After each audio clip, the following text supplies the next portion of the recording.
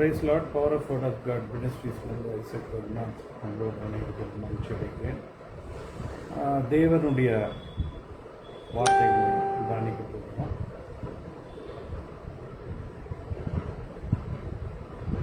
கடந்த மீட்டிங்கில் நம்ம பார்த்தது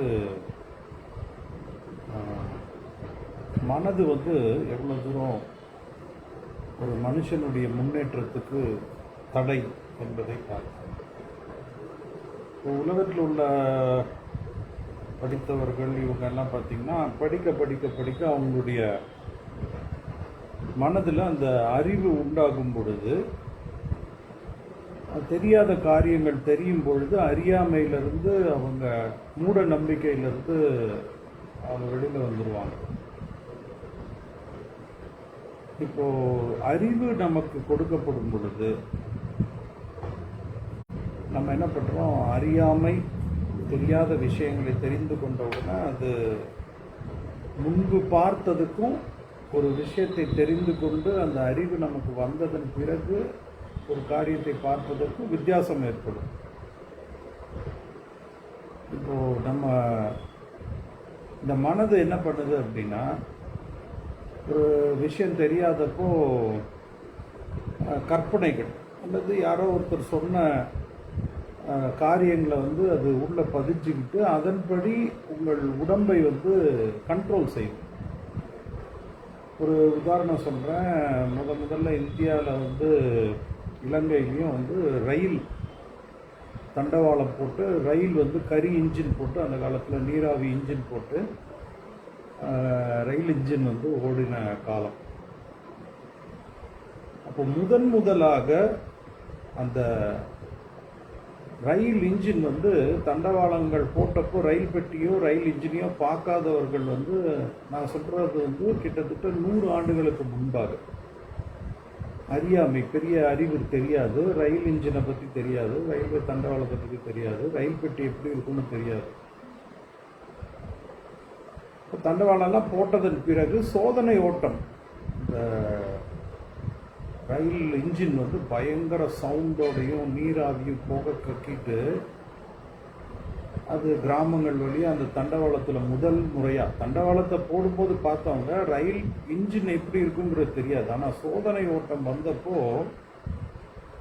பெரியவங்க சொல்லி நான் கேள்விப்பட்டிருக்கேன், நிறைய பேர் பெரிய பூதம் பேய் வந்துருச்சு, இது ராட்சசன் உள்ள வரான் அப்படின்னு சொல்லி தெரிச்சு ஓடினவங்க, கீழே விழுந்து அடிப்பட்டவங்க, அதுக்கு உடனே பூசையெல்லாம் நடத்தி அப்புறம் கடைசியில் அது அதனுடைய அறிவு வந்ததுக்கப்புறம் ரயில் இன்ஜின்ங்கிறது இதுதான் அப்படின்னதுக்கப்புறம் அது பேய் பிசாசா பூதமாக பார்த்து பயந்தவங்களுக்கு அதனுடைய பயம் போயிட்டு. இப்போ இந்த உதாரணத்தில் நீங்கள் புரிஞ்சுக்குவீங்க, தெரியாத விஷயங்கள் இல்லாதப்போ, அந்த அறிவு நமக்கு இல்லாத பொழுது மனது என்ன காரியங்களை நமக்கு கற்பனை, சின்ன குழந்தையிலிருந்து எதை நமக்குள்ள சொல்லியிருக்கிறார்களோ அதை வைத்து அது உடனடியாக உடம்பு பயத்திலையும் நடுக்கத்திலையும் அது கொண்டு போய் செயல்படுத்துது. இப்போ நம்ம பூமியில் வாழ்ந்து கொண்டிருக்கிறோம், அன்றாட வேலைகள் செய்கிறோம். இப்போ இந்த மனது என்ன பண்ணியிருக்குன்னா, சிறு குழந்தையாக இருந்து நிறைய விஷயங்கள் லட்சக்கணக்கான கோடிக்கணக்கான தகவல்களை மனசுக்குள்ளே வச்சிருக்கு. இதில் சரியான புரிந்து கொள்ளுதல், சரியான ரைட் அண்டர்ஸ்டாண்டிங் இருக்கிற காரியங்கள், விஷயம் தெரிஞ்சதுக்கப்புறம் என்ன ஆகிடும், அதில் தெளிவு உண்டாயிடும். அதை குறித்து சந்தேகமோ பயமோ கலக்கமோ நம்மளுக்கு கிடையாது. ஒரு 1990 ஒரு இப்போ என்ன வருஷம் 21 30 வருஷங்களுக்கு முன்பாக 90லேருந்து 93 94 வரையிலுமே செல்ஃபோன் அப்படின்னு ஒன்று இந்தியாவில் யாருக்கும் தெரியாது. ஆனால் 91வது வருடம் என்னோட கூட படித்தவர் மிகப்பெரிய விஞ்ஞானியாக அமெரிக்காவில் நாசா, அதாவது வானமண்டலங்களுக்கு விண்கலங்களை ஏவுகிற ஒரு விஞ்ஞானியாக என் கூட படித்தவர், இன்றைக்கும் அங்கே தான் இருக்கார், ஒரு பெரிய சயின்டிஸ்டாக இருக்கார்.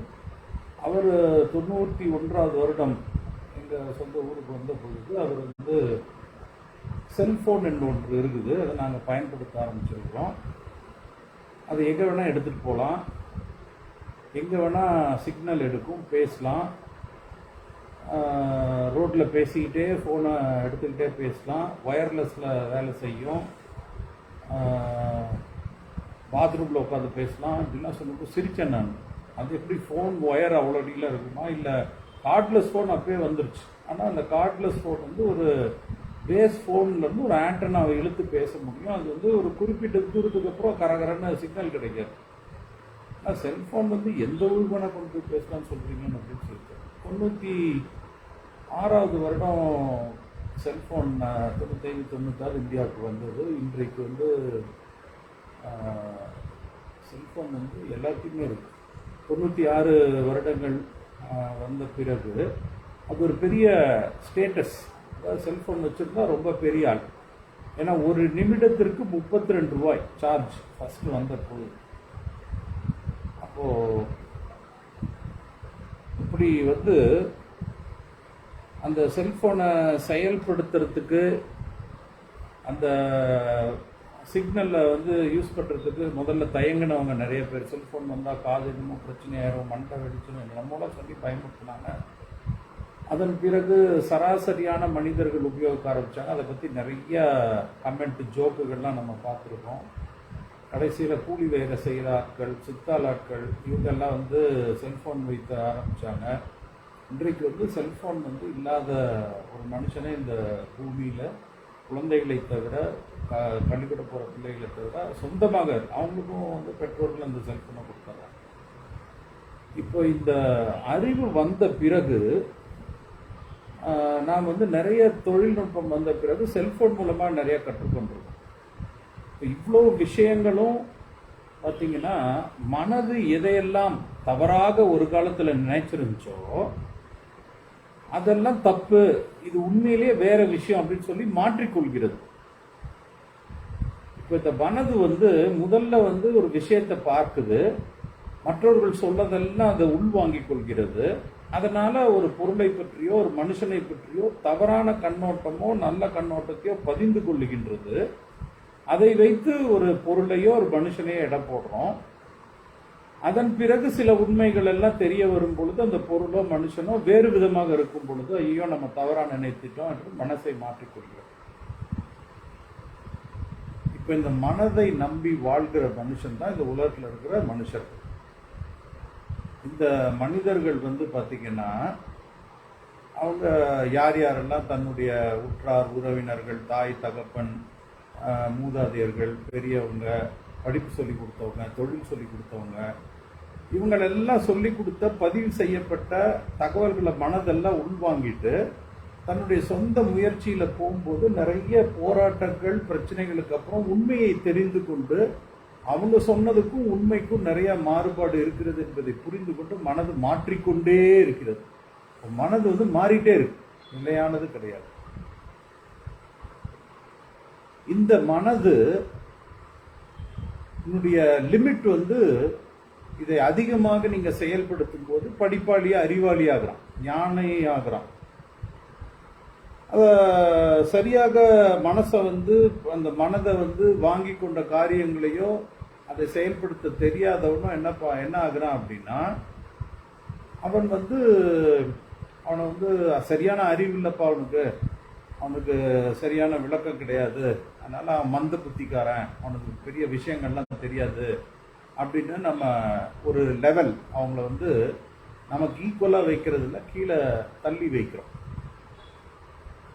இப்போ இந்த மனதின் படி நம்ம நடத்தப்படும் பொழுது நீங்களே இப்போ நான் சொன்ன காரியங்களை வச்சு உங்களுடைய வாழ்க்கையில் நடந்த சம்பவங்கள், கற்றுக்கொண்டவைகளை நீங்கள் யோசித்து பார்த்தீங்க அப்படின்னா எவ்வளவோ விஷயங்கள், அது ஒரு வேளை உங்களுடைய குடும்பத்திலேயே உங்களுடைய தாய் தகப்பன் மீது தவறான கருத்து, தவறான எண்ணங்கள் இருக்கலாம், கணவன் மனைவி மீது இருக்கலாம், மனைவி கணவன் மீது இருக்கலாம், பிள்ளைகள் மீது இருக்கலாம்.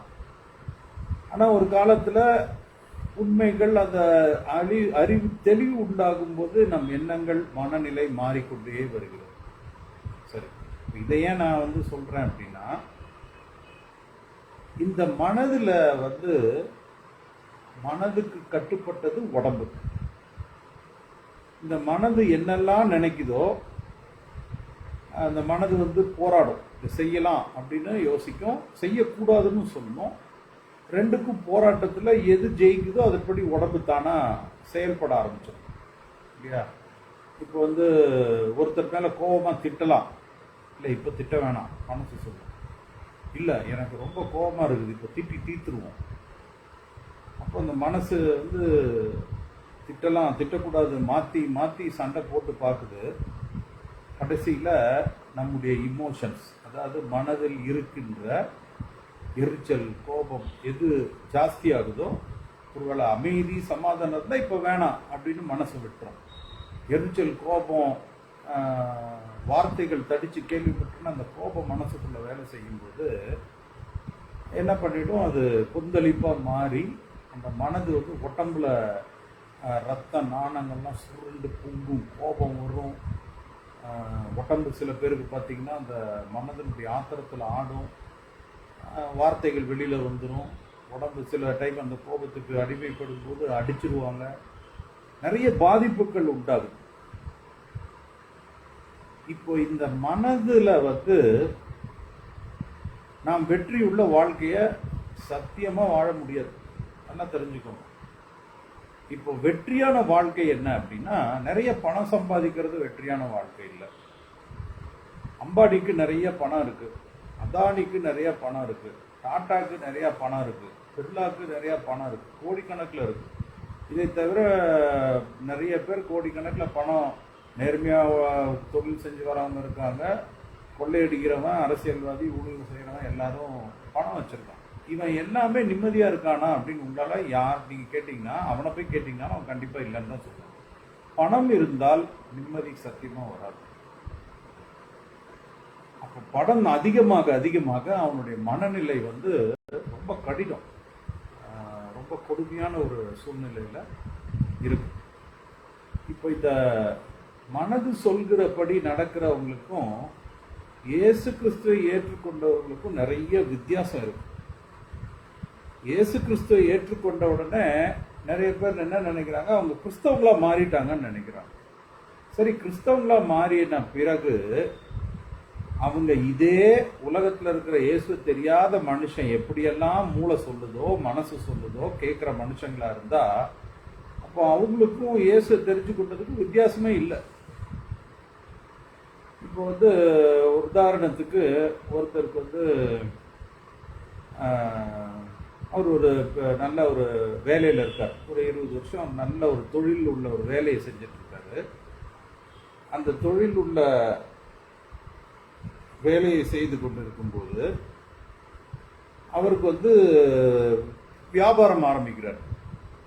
இப்போ பேங்க்ல கடன் வாங்குறாரு, தெரிஞ்சவங்க கிட்ட எல்லாம் கொஞ்சம் பணம் வாங்கி தொழில் ஆரம்பிக்கிறாரு, கொண்டு போறாரு. போக போக போக என்ன ஆயிடுது அப்படின்னா, அதுல வந்து ஒரு போராட்டம் வருது, சேலஞ்ச் வருது, பண நெருக்கடி வருது. இப்போ அவர் என்ன பண்றாரு அப்படின்னா, அதை சமாளிப்பதற்கு நிறைய விஷயங்கள் வந்து தன்னுடைய கற்றுக்கொண்ட அறிவில் தன்னுடைய மனது போகிற போக்கில் போகும்போது மன நிம்மதியை இழந்து நாளைக்கு என்ன செய்யறது, நாளைக்கு இந்த போராட்டத்தை என்ன செய்யறது அப்படின்னு சொல்லி யோசிச்சுட்டு போராடிட்டே இருக்காரு. இந்த உலகத்தினுடைய எல்லா ரூல்ஸுக்கும் வந்து இந்த பூமி கட்டுப்பட்டுருக்கு. அப்போ இந்த தொழில் செய்கிறவர்கள் என்ன ஆவாங்க அப்படின்னா, போக போக போக போக போராட்டமும் வெற்றி அடைவதற்கு ஒரு நெருக்கடி ஏற்படும் பொழுது அவர்கள் வந்து சுருண்டுருவாங்க. அப்போ என்ன பண்ணுவாங்க அப்படின்னா, உலகத்தினுடைய என்ன வழிகள், அடுத்து வந்து வட்டி எங்கே கம்மியாக கிடைக்குதோ கை மாற்றி விட்டு பெரிய கடனை சிறிய கடனாக மாற்றி வேற வேலைகள் செய்து, இல்லை வந்து ஏதாவது தந்திரமாக விற்பனை திறனை சரிப்படுத்தி இதெல்லாம் முயற்சி செஞ்சுக்கிட்டே இருப்பாங்க. இதைத்தான் பெரிய பெரிய கார்பரேட் நிர்வாகங்களும் உலகத்தில் இருக்கிற எல்லா கம்பெனியும் செய்யுது. அமெரிக்காவிலேருந்து உலகம் முழுவதும் வேலை செய்கிற கம்பெனி, பொருளாதாரத்தை தட் இஸ் விற்பனை செய்கிற சந்தைப்படுத்துகிற கம்பெனியும் சரி, இந்தியாவில் இருக்கிற பெரிய கோடீஸ்வரர்களும் இதைத்தான் பண்ணிட்டு இருக்காங்க. ஆனால் இவர்களுக்கெல்லாம் ஏற்றம் இறக்கம் ரொம்ப சகஜம். ஏறுவது ரொம்ப கடினம், இறங்குவது ரொம்ப சீக்கிரம். சரி, இப்போ இதெல்லாம் உலகத்தினுடைய நடைமுறைகள். பாயிண்ட்டுக்கு வருவோம். இயேசுவை தரித்து கொண்டவர்கள் இதே வழியிலேயே செய்து கொண்டிருந்தா எந்த விதமான ஆசீர்வாதத்தையும் பார்க்க முடியாது. இப்போ என்னங்க பண்ணணும்? வேலை செய்யாம வீட்டில் உட்காந்துக்கலாமா? தானா எல்லாம் வருமா? வசனம் சொல்லுது, உழைப்பவனுக்குண்டான சம்பாதிக்கக்கூடிய திராணியை இயேசு கிறிஸ்து கொடுக்குறாரு. அப்போ நமக்கு இயேசு கிறிஸ்துவை தெரிந்து கொண்டதுனால இருக்கிற மிகப்பெரிய உதவி முதல்ல என்னன்னு நீங்க புரிஞ்சுக்கணும். அது என்னன்னா, நாம் மனது சொல்கின்றபடி செயல்படாமல், இந்த மனது, இந்த உலகத்தினுடைய அறிவு, ஞானம், இது எல்லாத்துக்கும் மேல நம்மை படைத்த கடவுளுடைய அறிவு இருக்கு. அதுதான் தெய்வீக ஞானம் அப்படின்னு சொல்றோம். இப்போ அதை அவர் யார் இயேசுவை தன்னுடைய சொந்த ரட்சகர் ஏற்றுக்கொள்கிறார்களோ அவருக்கு இலவசமா ஆலோசனை கொடுக்கறதுக்கு ரெடியா இருக்காரு. ஏன் இலவசமா ஆலோசனை கொடுக்க ரெடியா இருக்காருன்னா, இந்த உலகத்தினுடைய முறைகள் படி நீங்க சங்கடப்பட்டு கஷ்டப்பட்டு முன்னேறுவதற்கு பாடுபட்டு கொண்டு வருஷங்களையும் உங்கள் உடல்நிலையும் மனநிலையும் நீங்க கஷ்டப்படுத்தி கொள்ள வேண்டாம் என்பதுதான் இயேசுவோட விருப்பம். அதனாலதான் அவர் வசனம் சொல்லுது, வருத்தப்பட்டு பாரம் சுமக்கிறவர்களே என்னிடத்தில் வாருங்கள், நான் உங்களுக்கு இளைப்பாறுதல் தருவேன். அப்போ ஒரு இளைப்பாறுதல் தருவது எப்படின்னா, முதல்ல மனசுல ரிலாக்ஸ் பண்றது. எப்படி மனசுல ஒரு ரிலாக்ஸேஷன் கிடைக்குது அப்படின்னா, நீங்க மனது சொல்றபடியெல்லாம் செஞ்சுக்கிட்டே இருந்தீங்கன்னா நீங்க தான் ராஜா, உங்க முடிவுக்கு நீங்க தான் ராஜா. ஆனா உங்களால ஒரு கடன் பிரச்சனை இருந்தா பல வருஷங்கள் போராடி போராடி போராடி மனசு சோர்ந்து போய் உடம்பு தேஞ்சு போய் அந்த பிரச்சனையை சமாளிச்சு சரி பண்றதுக்குள்ள ஒருவேளை உயிர் கூட போயிடும், ஜீவன் கூட போயிடும். இல்ல ஒருவேளை எல்லாத்தையும் சரி பண்ணி முடிச்சதுக்கு அப்புறம் பாத்தீங்கன்னா உடம்பு கெட்டு போயிடும். அதை அனுபவிக்கக்கூடிய தகுதி, அந்த உடல் ஆரோக்கியம் இல்லாம நம்ம உழைச்சதுக்கு என்ன அர்த்தம்? எந்த ரிசல்ட்? இப்படி ஒரு அனுபவம் தேவையா? அதற்காக தான் என்ன சொல்றாரு ஏசப்பா, வருத்தப்பட்டு பாரம் சுமக்கிறவர்களே என்னிடத்துல வாருங்கள், இளைப்பாறுதல் தருவேன். அப்படி சொல்லும் போது நம்ம என்ன பண்ணணும் அப்படின்னா, ரொம்ப சுலபம். உங்க மனசு எது சொன்னாலும் அது சொல்றபடியெல்லாம் செய்யறதுக்கு முன்பாக, இது நான் ஒரு 1.5 வருஷமா திருப்பி சொல்றேன், திருப்பியும் நான் வலியுறுத்துறேன். ஏன்னா மனதுல உங்களுக்கு சமாதானம் இல்லைன்னா, மனதுல ஒரு இளைப்பாறுதல், ரெஸ்ட் இல்லைன்னா, உடம்பு உள்ளுக்குள்ள செல்லரிச்சு போயிட்டே இருக்கும். நீங்க எதிர்பார்த்த ரிசல்ட் உங்க வாழ்க்கையில கிடைப்பதற்கு முன்பாகவே நீங்க வியாதிப்பட்டு கஷ்டப்பட்டு உங்க வாழ்க்கையை இழந்து அந்த பலனை பார்ப்பீங்க. என்ன பிரயோஜனம் சொல்லுங்க? அதனால ஏசப்பா என்ன சொல்கிறார் என்றால், உங்கள் சிந்தனைகளை 2 கொரிந்தியர் 10வது அதிகாரம் 5வது வசனம், மனதில் தோன்றுகிற ஒரு மனுஷனுடைய, இயேசுவை ஏற்றுக்கொண்டுகிற மனுஷனுடைய சிந்தனை, எண்ணம், எது வாயின் வார்த்தையா வரத்துக்கு முன்னாடியோ அல்லது ஒரு செயலா மாறுறதுக்கு முன்னாடியோ அதை சிறைப்படுத்தி இயேசுவிடத்துல இதை நான் பேசலாமா, இதை நான் செய்யலாமான்னு ஒப்பு கொடுத்து பழகிட்டீங்க அப்படின்னா, ஒரு ஏன் அவர்கிட்ட கொடுக்கணும் அப்படின்னா, நீங்க ஒரு ஊர்ல ஒவ்வொருத்தர் ஒவ்வொரு ஊர்ல இருக்கிறோம். இப்போ ஒரு சரியானபடி நம்ம ஒரு தொழில் செய்வதற்கு ஒரு ஆலோசனை அந்த தொழில தேர்ந்தவர்கிட்ட போய் கேட்டுட்டு தான் செய்யணும். கேட்காம செய்யறவன் முட்டாள் இல்லையா? அப்ப அந்த தொழிலினுடைய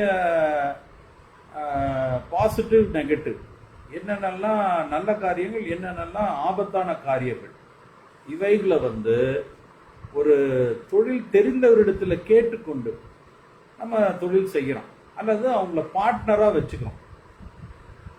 ஐயா உனக்கு நல்ல தொழில் தெரியும், எனக்கு பணம் இருக்கு, இதை வந்து 2 பேரும் சேர்ந்து செய்யலாம் அப்படின்னு சொல்லி, 2 குருடனுங்க வந்து ஒரு குருடன் இன்னொரு குருடனை வழி நடத்த முடியுமா? முடியாது. அதுபோல ஒரு தொழிலுக்கு ஏன் வந்து ஒரு கல்வி படிக்கிறோம், நல்லபடியாக பரீட்சைக்கு ஏன் நல்ல இன்ஸ்டியூட்டுக்கு போகிறோம், நல்ல டீச்சர்கிட்ட டியூஷன் போகிறோம் அப்படின்னா அவங்களுக்கு தெரியும், அவங்க சொல்லி கொடுத்தாதான் நம்ம முன்னேற முடியும். அப்போ தொழிலுக்கு ஒரு தெரிந்தவங்க கிட்ட ஆலோசனை கேட்கிறோம், படிப்புக்கு ஒரு தெரிந்தவர்களிடத்திலிருந்து அந்த அறிவை பெற்றுக்கொள்கிறோம். அதே போல விவசாயமாக இருந்தாலும் இந்த சமயத்தில் எப்போ விதைக்கணும், என்ன பண்ணணும், இதுக்கு இது செய்யலாமான்னு சொல்லி அதுக்குண்டான ஆலோசகர்கள் இருக்கிறாங்க. பாரம்பரியமாக விவசாயம் செஞ்சால் கூட ஏன் அக்ரி ஆஃபீஸர்கிட்ட போய் கேட்குறோம், பூச்சி மருந்து கடையில் வந்து ஏப்பா இது இந்த காம்பினேஷன் மருந்து அடிக்கலாமான்னு கேட்குறோம். இப்போ அவன் சொல்கிறபடி செய்கிறோம். இப்போ எல்லாத்துக்கும் ஒரு ஆலோசகர் வச்சுக்கிறோம் இல்லையா? அப்போ நம்முடைய சொந்த வாழ்க்கைக்கு ஒரு ஆலோசகர் தேவை. சொந்த வாழ்க்கைக்கு ஆலோசகர், கணவனுக்கு மனைவி ஆலோசனை சொன்னால் டென்ஷன் ஆயிரும், சண்டை ஆயிரும். என்ன எப்போ பார்த்தாலும் உன் ஐடியாவே சொல்கிற. இப்போ மனைவிக்கு எப்போ பார்த்தாலும் புருஷன் ஆலோசனை சொன்னால் டென்ஷன் ஆயிரும்.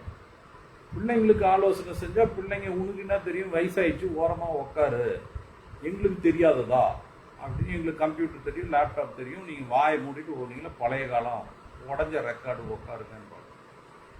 அதனால தான் இயேசுவை ஏற்றுக்கொண்ட மனிதர்களுக்கு ஆலோசனை மிக முக்கியம். அது உலகத்தினுடைய ஆலோசனை இல்லை, உங்கள் மனது கற்றுக்கொண்டவைகள் எல்லாம் இல்லை. ஏன்னா உங்கள் மனசின் படி நீங்கள் நடந்தீங்கன்னா ரொம்ப தேஞ்சு போய் கஷ்டப்பட்டு முன்னேற்றத்தை பார்க்க மாட்டீங்க. அதனால உங்கள் மனது திரையை கிழித்து, இப்போ கண்ணுக்கு தெரியாதவர் இயேசு, ஆனால் அவர் வந்து உங்களுக்கு என்ன நன்மைகள் செய்கிறாருங்கிறத நீங்கள் உங்கள் உடம்புலையும் உணர்ந்துட்டீங்க, உங்கள் உயிர்லையும் உணர்ந்துட்டீங்க, உங்கள் மனதிலையும் உணர்ந்துட்டீங்க. அப்போ ஒரு கூப்பிட்ட நிமிஷம் இயேசுவே அப்படின்னு நம்ம ஜெபிக்கின்ற உடனே அவர் வந்து பதிலளிக்கிற தெய்வம்ங்கிறத தெரிஞ்சுக்கிட்டோம். 2வது டிமாண்ட் எதுவும் பண்றதில்லை. இப்போ டிமாண்ட் பண்ணாருன்னு வச்சுக்கோங்க, நம்மளாம் இயேசு விட்டு போயிடும். ஏன்னா இப்போ இயேசு இலவசமாக கொடுத்தாருன்னா நல்ல கடவுள், நல்ல இயேசு இல்லையா? அவர் வந்து சரிப்பா உங்களுக்கு வந்து இந்த வருஷம் வியாபாரம் நல்ல லாபம் வரணும்னா நீ வந்து ஒரு லாரி சிமெண்ட்டை வந்து இந்த இடத்துல கொடு அப்படின்னா நீங்கள் யோசிப்பீங்க. ஆனால் இயேசு எதுவுமே பிரதிபலன் பார்க்காதவர். ஏன்னா இந்த உலகத்தினுடைய பொருளில் வந்து அவருக்கு தேவையில்லை.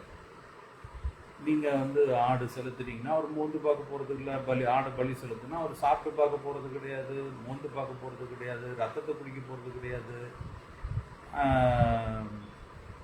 நீங்கள் வந்து காசு பணம் கொடுத்தீங்கன்னா அவர் சொத்து சேர்க்க போகிறது கிடையாது, தங்க கிரீடம் போட போகிறது கிடையாது, வளையல் போட போகிறது கிடையாது, தங்க ஒட்டியானம் செஞ்சுக்க போகிறது கிடையாது. அவருக்கு அதெல்லாம் விருப்பம் இல்லை, அவருக்கு பொண்டாட்டியும் இல்லை.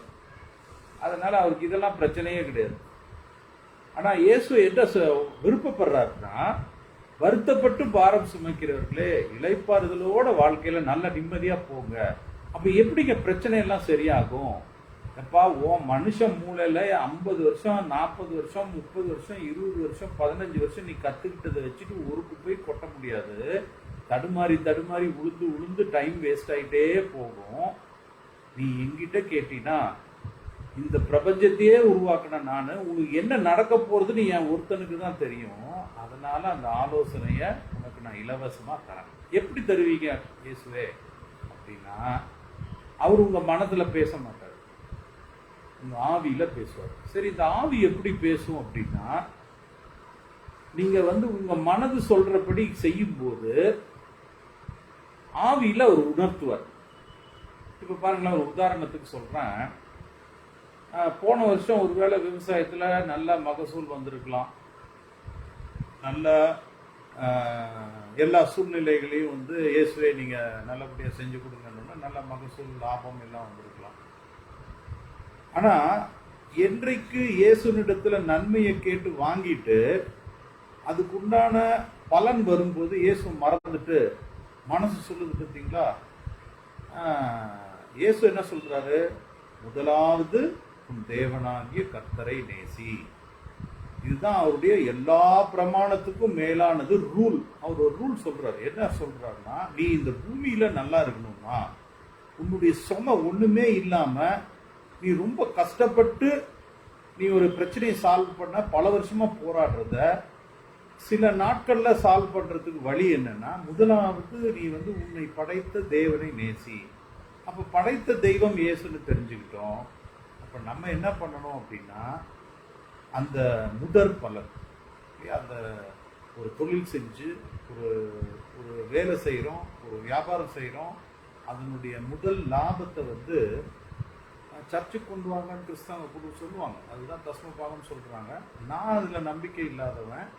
ஆனால் இயேசு என்ன விருப்பப்படுறாருன்னா, இதில் ஒரு பங்கு, இந்த வருகின்ற லாபத்தில் ஒரு பங்கு நீ என்ன எப்படி நேசிக்கிறன்னா இல்லாதவங்களுக்கு கொடுப்பா, ஏழைங்களுக்கு கொடு அப்படின்னு சொல்ற.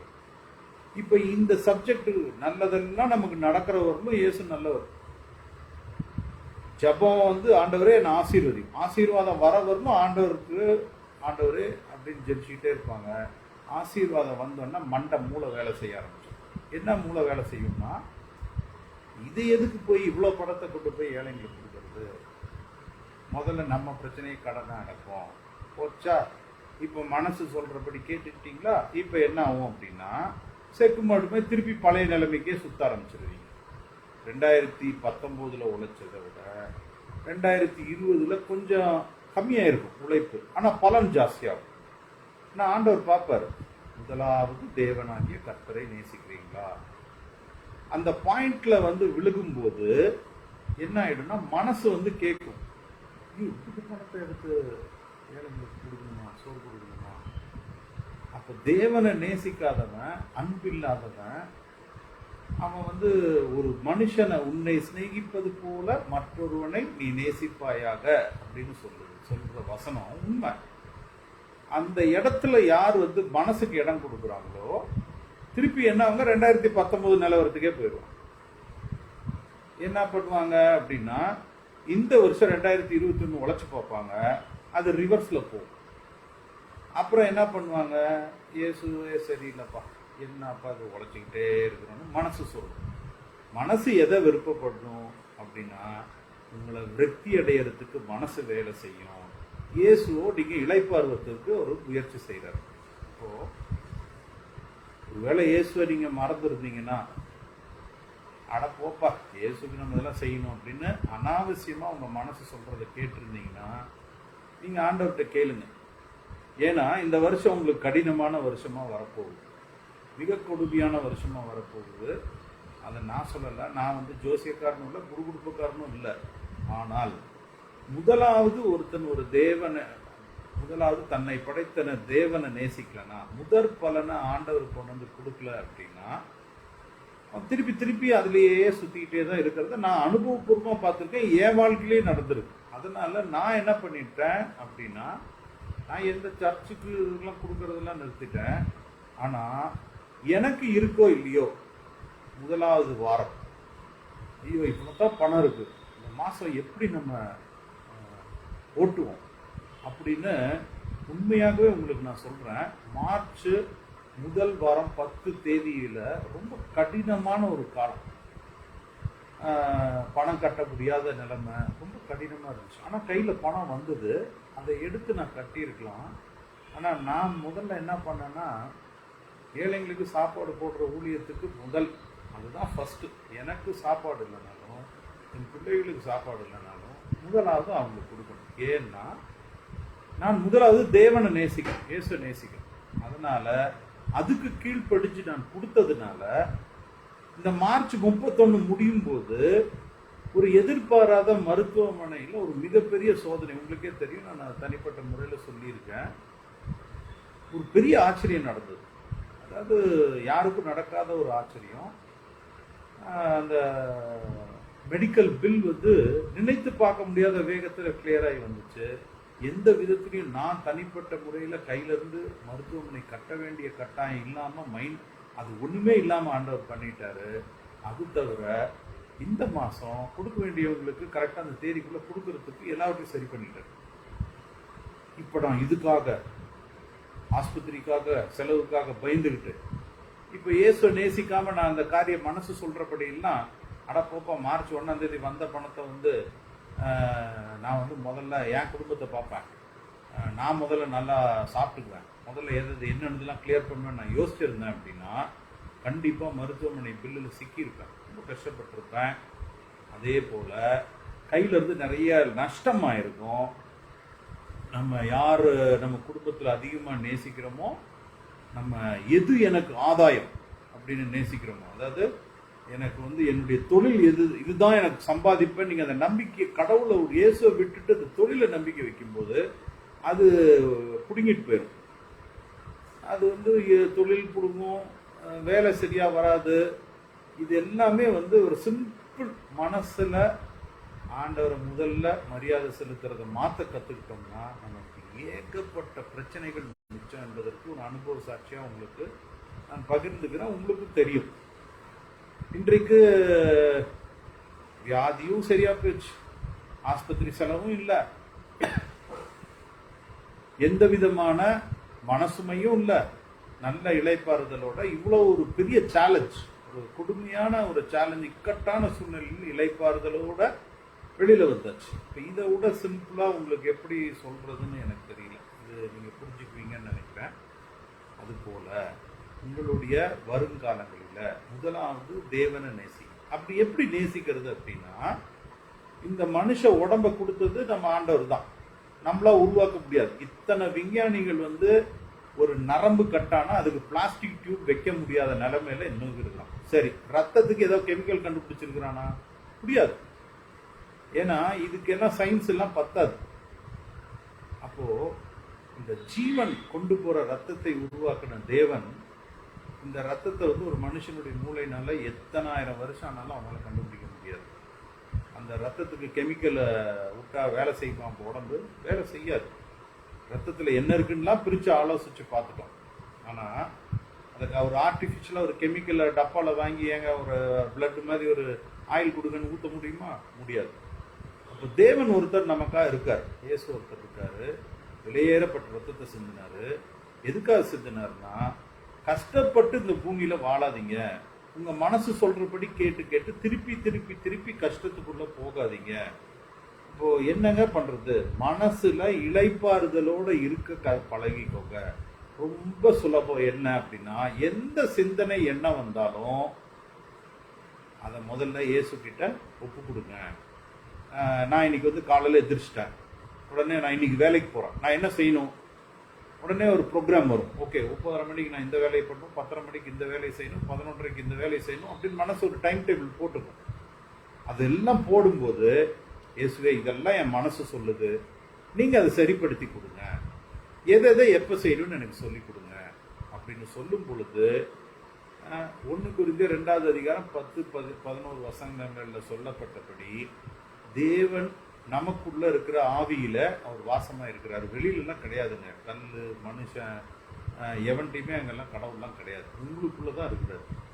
அப்போ உங்களுக்குள்ள இருக்கிற இயேசு என்ன பண்ணுவாருன்னா, நீங்க உங்க மனசு சொல்றபடி குதிரை கடிவாளம் கட்ட மாதிரி ஒரு பக்கமா வேலை செய்யும் போது உணர்த்துவாரு, இந்த வேலையை இப்ப செய்யாதப்பா, இதை அப்புறமா செய்ய, இதை அந்த டைமுக்கு செய்யணும். அவர் வந்து உங்களை சரிப்படுத்தி அந்த ஆலோசனை எல்லாவற்றையும் அனுபவித்தவர் இயேசு. ஒரு மனுஷனுடைய எல்லா உணர்வுகளும் அவருக்கு தெரியும். அவர் அந்த ஆலோசனை கர்த்தர்னு அவருக்கு தான் பேர், ஆலோசனை கர்த்தர். நமக்கு வந்து உதவி செய்கிறவர், ஹெல்ப்பர்.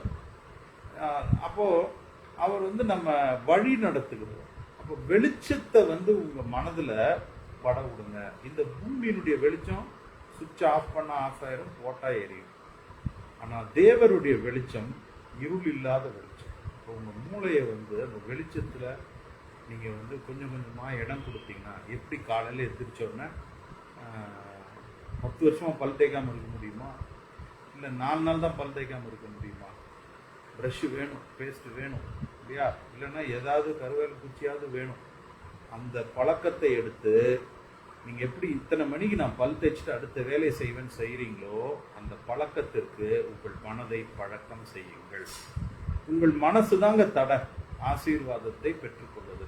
தேவன் ஆசீர்வதிக்கிறதுக்கு தயாராக இருக்கிறார். உங்களை ஆசீர்வதிக்கிறதுக்கு தான் ஒரு வேலையை, வேற வேலை இல்லை. உங்களை சோதனைப்படுத்தவோ, நீங்கள் வேலை செய்ய செய்ய உங்களை பின்னாடி பிடுங்கி திங்கவோ, இல்லை நீங்கள் செய்யறது இதெல்லாம் நாசம் பண்ணுவோம், அவருடைய வேலை இல்லை. கொஞ்சமாக வேலை செய்யுங்க, நிறைய பலன் அனுபவிங்க. அதுக்கு ஒரே ஒரு ரகசியம் என்னன்னா, முதலாவது ஆண்டவராக இயேசு அதிகமாக நேசிங்க. நீங்கள் நேசிச்சிங்கன்னா நீங்கள் செய்கிற ஒவ்வொரு காரியத்தையும், பேசுகிற ஒவ்வொரு வார்த்தையும் இயேசு கிட்ட பேசுவீங்க, கேட்டு பேசுவீங்க, கேட்டு செய்வீங்க. அதனால தான் இயேசு சொன்னார், என் சொந்தத்திலாவது நான் எதையாகிலும் பேசவில்லை.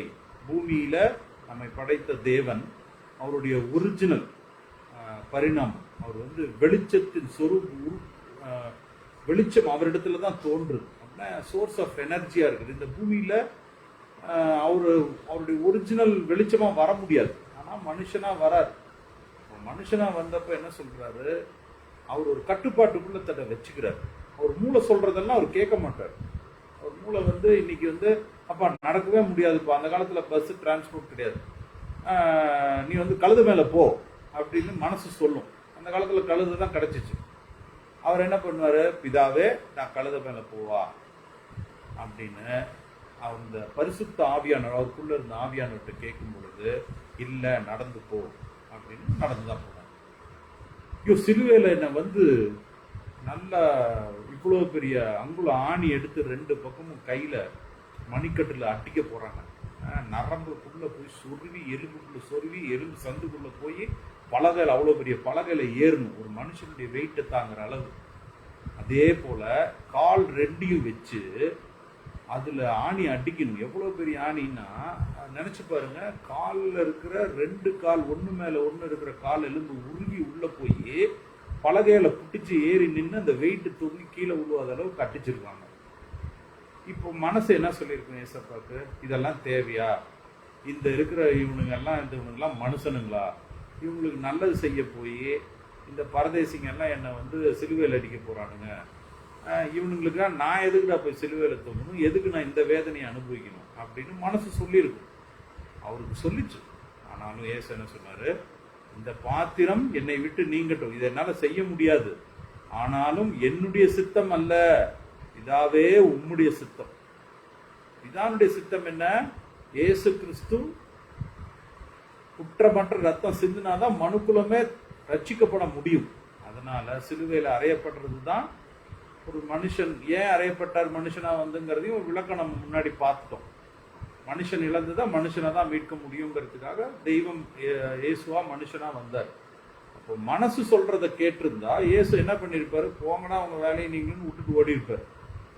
ஆனால் பரிசுத்த ஆவியானவர் சிலுவையை தாங்கக்கூடிய அந்த மிகப்பெரிய வேதனை, 3.5 மணி நேரம் அந்த சிலுவை மரத்தில் வந்து நடுப்பகல் வரலும் அவர் வந்து கிட்டத்தட்ட 9 மணியிலிருந்து 3:30 மணி வரலும் ஒரு சிலுவையில் தொங்கினதாக நாம் படிக்கின்றோம். அப்போ மனது சொல்றபடி நீங்கள் செய்தீர்கள் என்றால் தோற்றுக்கொண்டே போவீர்கள், பெரிய முன்னேற்றத்தை பார்க்க முடியாது. முன்னேறுவீங்க கண்டிப்பாக. வந்து ஒரு ஜான் ஏறுவீங்க, மோளம் சறுக்கும். அது அனுபவத்தில் உங்களுக்கு தெரியும். ஆனால் நமக்கு கிடைக்க பெற்ற ஒரு பெரிய கிஃப்ட், லக்கு, அதிர்ஷ்டம் என்ன அப்படின்னா, ஆலோசனை கர்த்தா நமக்குள்ள இருக்கிறார். அதனால 2 கொரிந்தியர் 3வது அதிகாரம் 12வது வசனம், அதில் பாருங்க வசனம் நல்லா தெளிவாக இருக்கு. 2 கொரிந்தியர் 3வது அதிகாரம் 12வது வசனத்தில் நமக்கு வந்து ஆலோசனை சொல்றதுக்கு தேவனுடைய வார்த்தையானது ஜீவனும் வல்லமையும் உள்ளதாயும் அப்படின்னு நம்ம படித்தோம் இல்லைங்களா?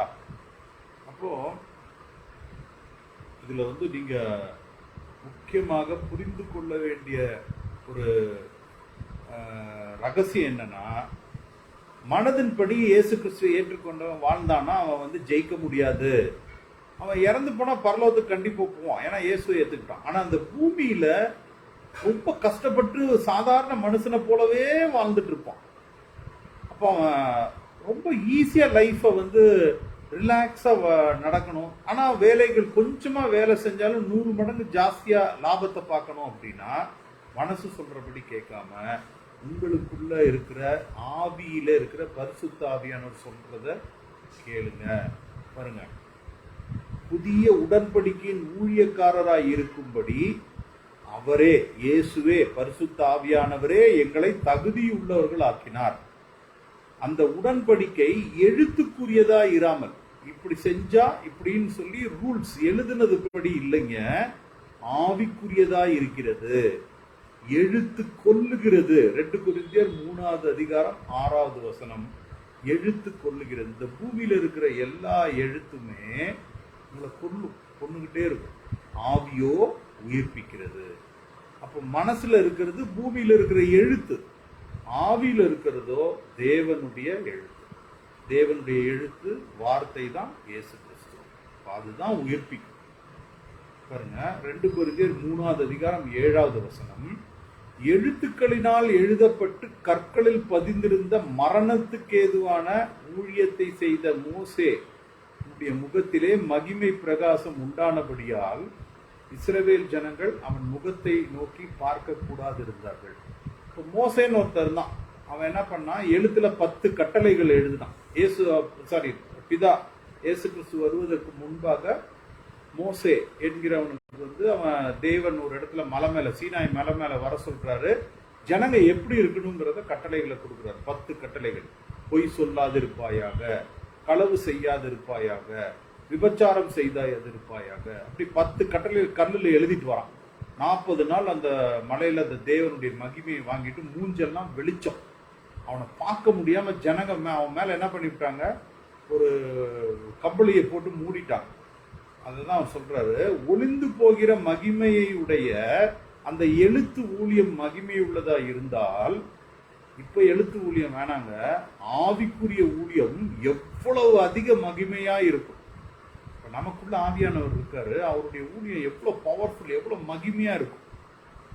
அதனால நீங்க மனதின்படி செயல்படுறதை நிறுத்துங்க.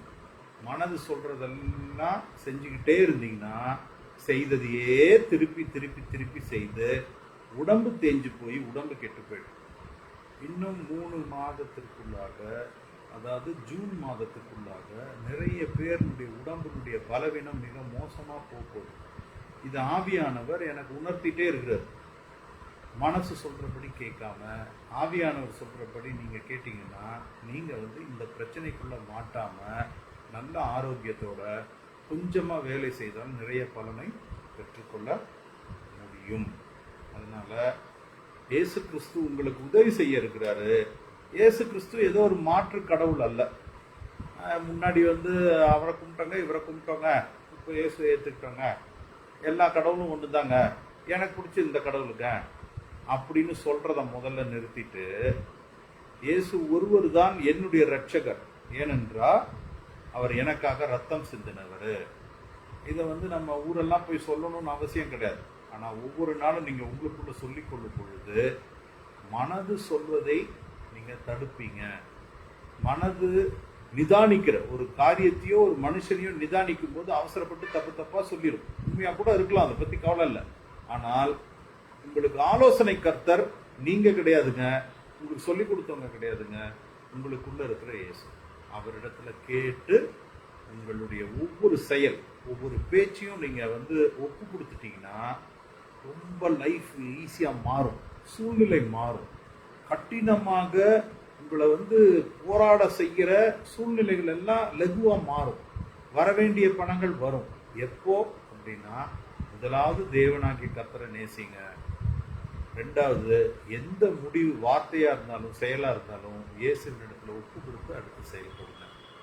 நீங்க உங்களுடைய படிப்பு தேர்வு காலம் நெருங்கினாலும் சரி, உங்களுடைய விளைச்சல் விளைய போற காலமா இருந்தாலும் சரி, உங்களுடைய தொழில் வளர்ச்சிக்கு இருக்கிற காரியமா இருந்தாலும் சரி, நீங்க வெளிநாட்டு பயணமா இருந்தாலும் சரி, உங்களுடைய குடும்ப உறவுகள் சூழ்நிலைகள் இருந்தாலும் சரி, யாரையும் கரிச்சு கொட்டி எந்த பிரயோஜனமும் கிடையாது.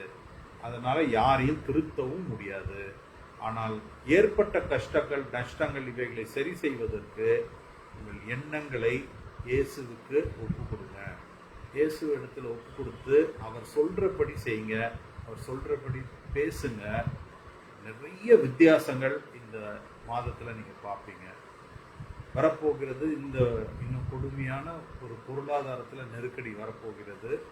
அதற்கு முன்பாக இயேசுவினோடு கனெக்ட் பண்ணி யார் இருக்காங்களோ அவங்க தப்பிச்சுக்குவாங்க. இல்லை மனது சொல்றபடி செய்கிறவங்க ரொம்ப கஷ்டத்துக்குள்ள போவாங்க.